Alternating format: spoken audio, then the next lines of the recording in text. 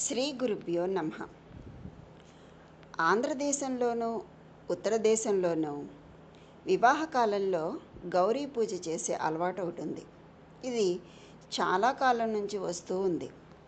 రుక్మిణీదేవి కృష్ణుణ్ణే వివాహం చేసుకోవాలని సంకల్పించుకొని తన కోరిక నెరవేరడం కోసం గౌరీ పూజ చేసి కృష్ణుణ్ణి భర్తగా పొందినట్లు మనం భాగవతంలో చదువుతూ ఉన్నాం కదా. అయితే రుక్మిణీదేవి ఏ సరస్వతినో లక్ష్మినో ఆరాధించకుండా అంబికనే ఎందుకు ఎన్నుకుంది? అవివాహితులైన కన్యలు పెళ్ళి కాగానే పాతివ్రత్యం పరిపాలించాలంటే అన్ని విషయాల్లోనూ భర్తకు అనుగుణంగా నడుచుకోవాలి. ఎంతో చిత్తదార్ఢ్యం ఉంటే కానీ అది జరిగే మాట కాదు. ఎంతో మనోబలం ఉంటే కానీ అలా చేయలేరు.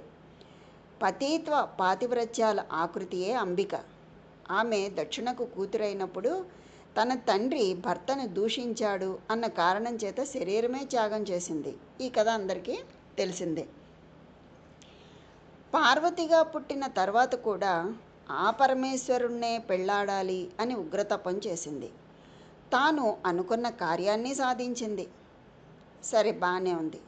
అదే లక్ష్మీదేవి అయితే, లక్ష్మీదేవి పతివ్రతగా ఉంది అంటే అందులో పెద్ద విశేషం ఏమీ లేదు. ఎందుకంటే అందము, చందము, అలంకారం, ఐశ్వర్యం ఉన్న మహాప్రభువు శ్రీ మహావిష్ణువు. అలాంటి వాడు భర్త అయితే ఎవతైనా కూడా పతివ్రతే అయిపోతుంది కదా. మాధవుని తీరు ఒకటి, మహాదేవుని తీరు మరొకటి.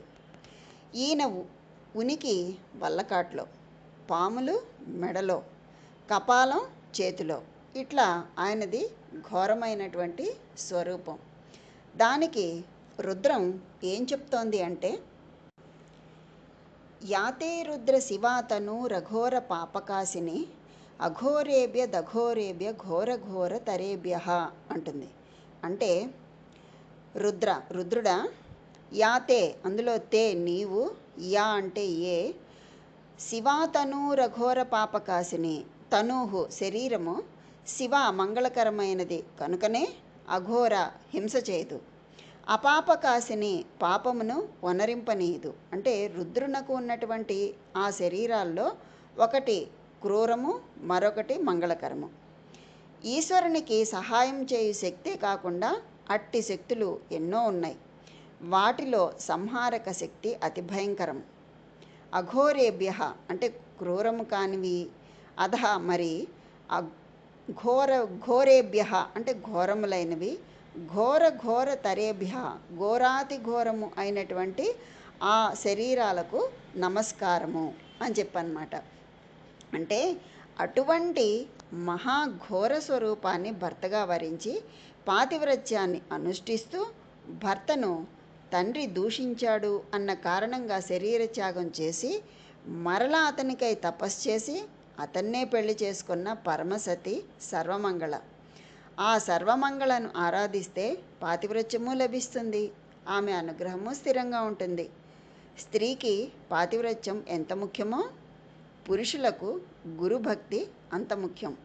దానికి కాళిదాస మహాకవి ఏం చెప్తున్నారంటే, ఓంకార పంజర సుఖీం ఉపనిషదుద్యాన కేల కలకంఠీం ఆగమ విపిన మయూరీం ఆర్యాం అంతర్విభావయే గౌరీం దయామాన దీర్ఘ నయనాం దేశిక రూపేణ దర్శితాభ్యుదయాం అంటారు.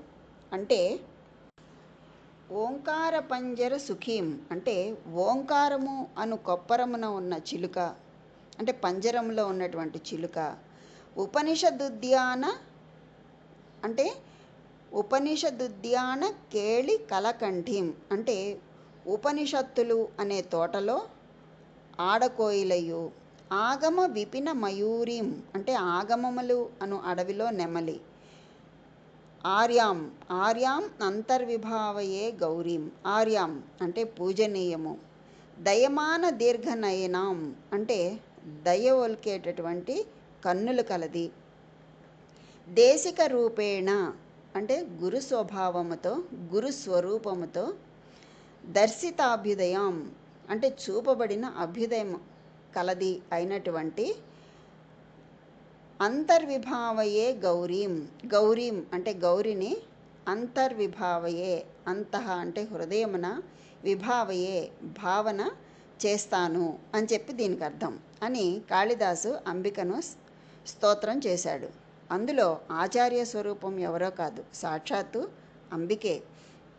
అంతేకాదు ఇంకా ఏం చెప్పారు? అవటు తట ఘటిత చూలీం తాడిత ఫలాస తాటంకాం వీణావాదన వేలాకంపిత శిరసం నమామి మాతంగీం అన్నారు. అంటే అవటు తట ఘటిత చూలీం అంటే ముచ్చిలి గుంట మీద కై వేసిన వేనలి కలదియు అంటే ముడి. ముచ్చిలి గుంట మీద ముడి అంటే ముడి ఎక్కడ వేస్తామో ఆ ప్రదేశాన్ని ముచ్చిలి గుంట అంటాం కదా, దాని మీద వేసినటువంటి ముడి కలిగినది. తాడిత ఫలాస తాటంకం అంటే తాటాకులు కమ్మలుగా కలది, అంటే తాటాకులు తాటంకాలుగా కలిగినది, అంటే చెవి దుద్దులుగా కలిగినది అని. వీణావాదన వేలాకంపిత శిరసం వీణ వాయించినప్పుడు క్రొందల గల అంటే వీణ వాయిస్తూ ఉన్నప్పుడు ఆ వాద్యాన్ని విని తల ఊపుతూ ఉన్నటువంటి నమామి మాతంగీం మాతంగిని నమామి నమస్కరిస్తున్నాను అని చెప్పి చెప్తున్నారు. ఇది కూడా కాళిదాసు గారు రచించినటువంటి శ్లోకమే. తాళీ ఫలాసం అంటే తాటాకు, మాతంగికి తాటాకులే తాటంకాలుట.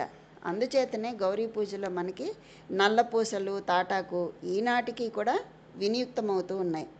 అందుచేత పెళ్లి చేసుకునే కన్నెపడుచులు నిత్య కళ్యాణంగా ఆనందంగా ఉండాలని కోరుకునేటట్లయితే సర్వమంగళను ఆరాధించాలి. అంబికను ఆరాధించే వారికి గురుభక్తి పతిభక్తి సులభం అయిపోతాయి. రుక్మిణీదేవి గౌరీ పూజ చేయడం కూడా అందుకోసమే. అంబిక తాటంకములను కాళిదాసు వర్ణించినట్లే శంకర భగవత్పాదులు కూడా వర్ణించారు. ఏవని వర్ణించారు? ఆయన పురారాతేరంతః పురమసి తత స్వచ్చరణయో సపర్యామర్యాద తరళకరణానాం అసులభ తదాహేత నీత శతమఖ ముఖాసిద్ధిమతులాం తవద్వారోపాంత స్థితిభిరణిమాధ్యాభిరమరాహ అన్నారు. అంటే ఓ పరమేశ్వరి, నీవు త్రిపురాసుర సంహర్త అయినటువంటి అంటే త్రిపురాసురుని సంహరించినటువంటి పరమేశ్వరుని పట్టమహిషివి కనుకనే ఇంద్రియ నిగ్రహం లేని వారికి నీ పాదాలకి సేవ చేసే భాగ్యం కష్టమవుతుంది. అది సమంజసమే. ఇంద్రుడు మొదలైనటువంటి దేవతలు నీ భవనం యొక్క ద్వారం దగ్గర ఉండే అణిమ మహిమ గరిమ లఘిమ మొదలైన అష్టసిద్ధులతోనే తృప్తిపడిపోతున్నారు. వాటిని కాదని ముందుకు వెళ్ళగలిగిన వాళ్ళకి మాత్రమే అమ్మ పాదార విందాలను అర్చించేటటువంటి యోగం లభిస్తుంది అని దీని భావం. అటువంటి వారే ముక్తిని పొందగలుగుతున్నారు అని దీని యొక్క తాత్పర్యం. అంటే శ్రీచక్రం మహామేరు స్వరూపమైంది. అందులో పలు ఆవరణాలు ఉన్నాయి. ప్రతి ఆవరణకు అధిదేవతలు ఉన్నారు. బిందు స్థానమే పరాశక్తి, అదే అన్నిటికంటే ముఖ్యమైనది. తక్కినవన్నీ చిన్న చిన్న శక్తి స్వరూపాలు. అంబిక ఉంటే చింతామణి గృహంలో నవ ఆవరణలు ఉన్నాయి, అంటే 9 ఆవరణలు ఉన్నాయి. ఇవి ఒకదానికొకటి 1,000,000 యోజనాల దూరంలో ఉన్నాయి. అంటే ఒక ఆవరణకి మధ్యలో ఉన్న దూరం 1,000,000 యోజనాలట.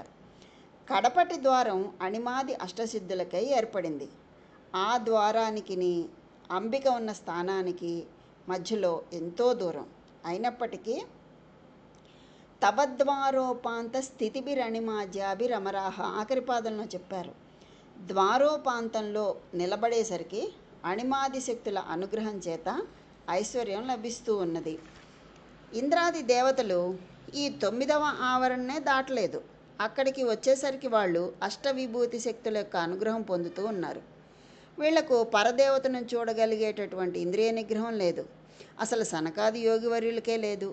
అంతఃపురంలోకి వెళ్ళాలి అంటే ఎంత ఇంద్రియ నిగ్రహం ఉండాలి?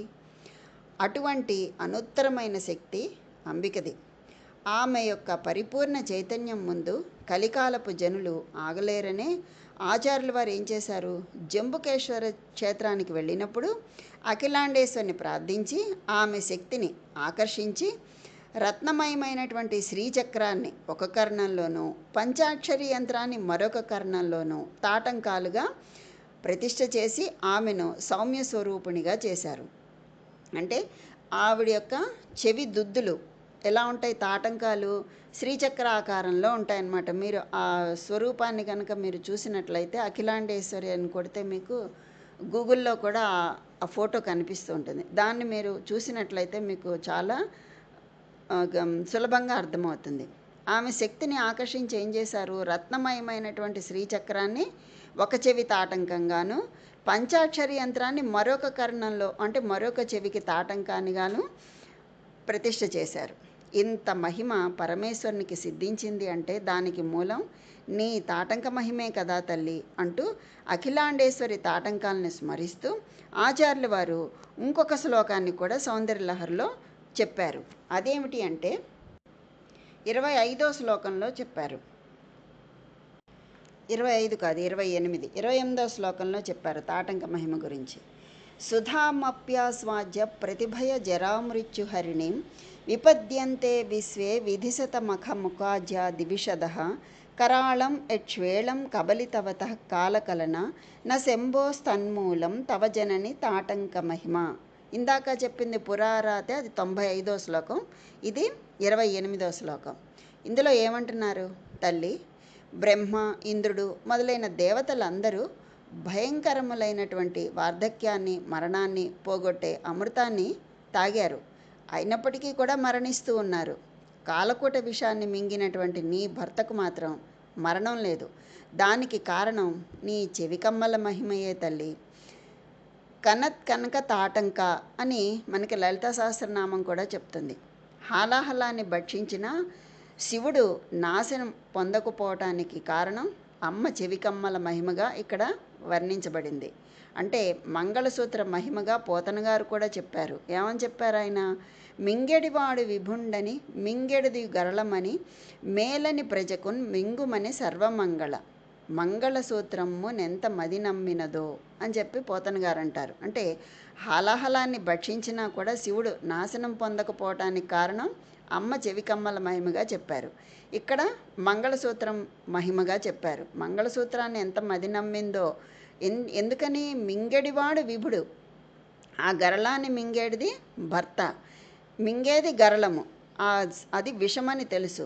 అయినప్పటికీ కూడా మేలని ప్రజలకు ఎంతో మేలు జరుగుతుంది కనుక మింగుమని సర్వమంగళ చెప్పింది. ఎందుకని మంగళసూత్రము ఎంత మది నమ్మినదో, ఆ తల్లి ఎంత మది నమ్మకపోతే ప్రజలకు మేలు జరుగుతుంది, మీరు గరళం మింగమని ఎందుకు చెప్తుంది అని చెప్పి వర్ణించారు తాటంక మహిమని శంకరాచార్యుల వారు. తనకు జరామరణాలు ఉండరాదని దేవతలు అమృతం తాగారు. కానీ ప్రళయకాలంలో వాళ్ళు కూడా విపత్తు పొందుతూ ఉన్నారు, భయపడుతూ ఉన్నారు. కానీ హాలాహలాన్ని మింగి కూర్చున్న పరమేశ్వరుడు మాత్రం చెక్కు చెదరకుండా ఉన్నాడు. విషం తిని విశ్వేశ్వరుడు ఏ అభిప్రాయం లేక సురక్షితంగా ఉంటే అమృతపానం చేసిన అమరులు దిక్కులేక చూస్తున్నారు. దీనికి కారణం ఏమిటి అంటే నీ తాటంక మహిమే తల్లి అని శంకరాచార్యుల వారు చెప్పారు. ఇంకా ఏం చెప్తున్నారు, యాతే రుద్ర శివా తనూహు శివా విశ్వాహ భేషజీ శివా రుద్రస్య భేషజీ తయానో మృడ జీవసే అని చెప్తుంది రుద్రం. అంటే ఏంటి, మంగళమయమైనటువంటి ఆ రూపము అంబికది. జ్ఞానము ఇచ్చేది అవుట చేత జన్మ మరణాది దుఃఖాన్ని పోగొట్టున్నది అవుట చేతను ఈ శరీరము మంగళమైనది అని దీని యొక్క తాత్పర్యం. అంటే పరమేశ్వర, నీవు పుట్టినావు సరే, నీకు మందు ఎవరిస్తున్నారు? 2 రకాలైన శరీరాలున్నాయి నీకు. అందులో ఒకటి ఘోరమైంది, మరొకటి మంగళమైనది. ఘోర స్వరూపం నీది. పరమ మంగళ స్వరూపంతో వెలసెల్లుతున్నటువంటి దేహం ఉన్నదే, అది అంబికది. ఈ విశ్వానికంతా ఆ విశ్వేశ్వరి ఔషధప్రాయంగా ఉంది. ఆమె కటాక్షం ఉంటే చాలు, అకాల మృత్యు అనే మాట ఆ చుట్టుపక్కల ఎక్కడా వినబడదు.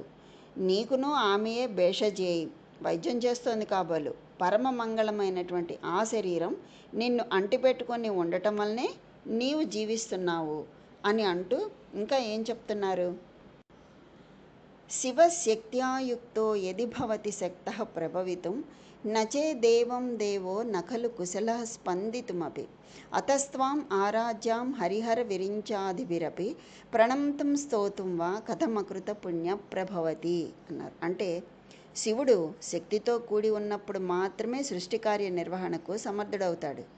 ఆ శక్తితో కూడినవాడు కాకపోతే కొంచెం కూడా కదలలేడు. కాబట్టి ఓ పరమేశ్వరి, శ్రీమన్నారాయణుడు, శివుడు, బ్రహ్మ, ఇంద్రుడు, ఇతర దిక్పాలకుల చేత సేవింపబడెడు నిన్ను ఏమాత్రం పుణ్యం చేయనివాడు నీకు నమస్కరించడానికి కానీ నీ గుణ వైభవాన్ని పొగడ్డానికి కానీ ఎలా సమర్థుడవుతాడు? కాలేడు అని దీని భావం. అంటే సృష్టి స్థితి సంహారాధికం దేనితో చేయబడుతుందో దాన్నే శక్తి అంటారు. సృష్టి స్థితి సంహారాధికం యయా శక్త్యతే సా శక్తి అని వ్యుత్పత్తి అన్నమాట. అంటే శివశక్తులు ఎప్పుడూ కలిసే ఉంటారు. నా శివేన వినా దేవి నచ దేవ్యాం వినా శివ అని శాస్త్రోక్తి. అంటే శివుడు శక్తితో కలిస్తేనే జగన్నిర్మాణ శక్తి కలిగిన వాడవుతాడు. లేకపోతే ఆయనకు కదలడానికి కూడా సత్తువ ఉండదు. పరాశక్తి పరమేశ్వరునికే మూలశక్తిగా ఉంది. అటువంటి అంబికను ఆరాధించాలంటే ఎంత పుణ్యం చేసుకుని ఉండాలి? భర్త యొక్క ఘోర స్వరూపం వల్ల అంబికా పాతివ్రత్యం మరింత ప్రకటితమవుతూ ఉంది. అందువల్లే ఆమెను ఆరాధించే ప్రతి వారికి పాతివ్రత్యము, మంగళము, దృఢచిత్తము సులభంగా లభిస్తాయి.